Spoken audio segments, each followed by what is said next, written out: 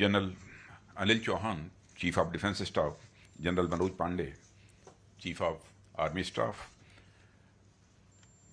Mr. Sombi Shah, UN Resident Coordinator, Senior Officers of Government of India, officials of UN agencies and various countries, representatives of various think tanks, friends from media, ladies and gentlemen. Today, we have gathered here to commemorate the 75th anniversary of UN Peacekeepers Day, a momentous occasion that allows us to reflect on the remarkable contributions of the brave UN peacekeepers in upholding peace and security in conflict-affected regions. As the Defence Minister of India, it is an honor for me to address you on this significant occasion. The primary goal of the United Nations, as stated in Article 1 of the UN Charter, is to maintain international peace and security. This implies preventing conflicts between nations and promoting conditions that contribute to peaceful relations and the resolution of disputes through peaceful means. Friends, there is no specific provision for peacekeeping in the UN chapter. It is unarguably the most visible function of United Nations. In May 1948, the UN Security Council sent 36 unarmed military observers to the Middle East as the first UN peacekeepers. In the 75 years since then, more than 2 million men and women have served under the UN flag. More than 4,000 fatalities have occurred in all peace operations since 1948. The UN Peacekeepers Day is dedicated to these heroes of humankind, and I salute them. Brothers and sisters, the United Nations peacekeeping operations have been instrumental in maintaining stability, preventing conflicts, and facilitating the restoration of peace in regions torn apart by violence. Friends, let me try to explain how I believe the demand is generated for UN peacekeeping operations, where whenever a conflict erupts between two or more parties, it is generally harmful to the direct and indirect stakeholders. But no matter how much harmful it is, the conflict develops a negative but a stable equilibrium leading to the perpetuation of conflict. This is because when one side harms or kills the other side, then the other side is filled up with the feelings of revenge and resentment. Then the second party also tries to harm the first party. And human nature being what it is, the cycle has a tendency to continue. That is why I believe that conflicts tend to have an inbuilt momentum of their own, which provides support for its own continuation, a sort of stable and a negative equilibrium. So, to come out of this state of negative equilibrium, the conflicting parties themselves decide that they need some external interventions or support. And this external intervention is provided by the UN peacekeeping mission.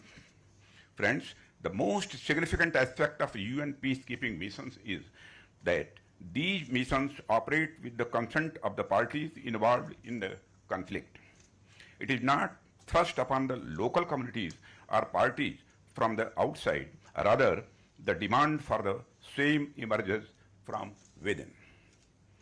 The UN peacekeepers work towards building the confidence of the conflicting parties in the peace process. They try to put a brake on the continuation of the conflict, and this halt, howsoever temporary it may be, gives time to the conflicting parties to step back, think, and come up with some political solutions. History shows that UN peacekeeping operations have been mostly successful in dialing down the active conflict, and when the active conflict subsides, political solutions get some space to emerge and evolve. Friends, now let me explain the supply side of the UN peacekeeping missions as evidenced by the enthusiastic global support for such missions. This can be explained through the economic concept of externalness, and externality is a cost or benefit caused by an actor that is not internalized by the actor, that is not suffered or enjoyed by the same actor. And externality can be good or bad, as positive externality or negative externality. An example of positive externality could be the act of walking to office, which reduces congestion and pollution for the whole society. Conversely, an example of negative externality could be air pollution from using motor vehicles while commuting to office. So, when there is a conflict between 2 or 3 countries, or as a civil war within a nation, it is harmful to the directly involved actors or participants in the conflict. Moreover, it also has negative externalities for those who are not involved in the conflict. We are all aware of the plethora of negative externalities that emanated out of the recent conflict between Russia and Ukraine. It led to the food crisis in various African and Asian countries, and also fueled an energy crisis in the world. Friends, the point I am trying to make is that a conflict at a particular place or region creates ripple effects which adversely impact the whole world. So, the rest of the world becomes a stakeholder in resolving the conflict and to restore peace in the place or region. This is because peace has positive externality when 2 or more conflicting countries or parties restore peace among themselves, then of course they benefit in terms of human lives saved, higher economic growth achieved, etc. But the rest of the world also benefits as peace fosters stability and encourages economic growth. In peaceful conditions, business can thrive, investment flows increase, and trade flourishes. Friends, therefore, it is the positive externality of peace and negative externality of war which drives the United Nations along with the responsible nations of the world to act towards resolving any conflict. This action is manifested in terms of deployment of UN peacekeeping missions in the conflict zones. India has been one of the largest contributors to UN peacekeeping operations. Since its first commitment in Korea in 1950, Indian troops have supervised complex, unmanageable peace operations, earning universal admiration for their professional excellence. Our courageous soldiers, police personnel, and civilian experts have demonstrated exceptional dedication and unwavering commitment to the cause of peace. They have selflessly served in some of the most challenging and dangerous environments, embodying the spirit of peacekeeping and upholding the principles enshrined in the United Nations Charter. Friends, on this solemn occasion, I extend my deepest gratitude to all the valiant men and women who have served or are currently serving as UN peacekeepers. Their unwavering commitment, professionalism, and sacrifices inspires us all. We also extend our condolences to the families who have lost their loved ones in the line of duty. We stand with them in solidarity and offer our support. Friends, while we commemorate the past, we must also look towards the future. The challenges being faced by the peacekeepers continue to evolve, demanding innovative approaches and enhanced cooperation among the responsible nations. We must invest in training, technology, and resources to ensure the safety and effectiveness of our peacekeepers.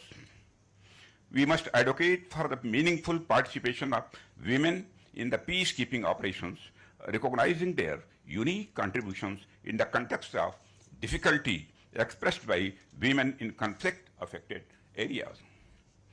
Friends, it is also important to look at the entire UN ecosystem and what we can do to improve it. One important reform that stirs us in our four phases is to make the UN decision-making bodies, including the United Nations Security Council, more reflective of demographic realities of the world.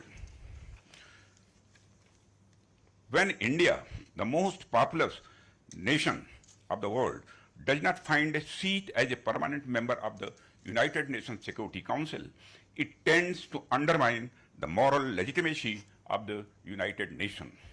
Therefore, the time has come for making the UN bodies more democratic and representative of the current realities of our age. Brothers and sisters, to conclude, I would like to say that as we celebrate this momentous occasion, let us reaffirm our commitment to the principles of the United Nations. Let us honor the sacrifices of our peacekeepers by working tirelessly to build a more just, peaceful, and inclusive world. Let us renew our commitment to promoting dialogue, understanding, and cooperation among nations and within the nations. Together, we can build a future where every individual can live in peace, harmony, and with dignity. Thank you very much. Jai Hind.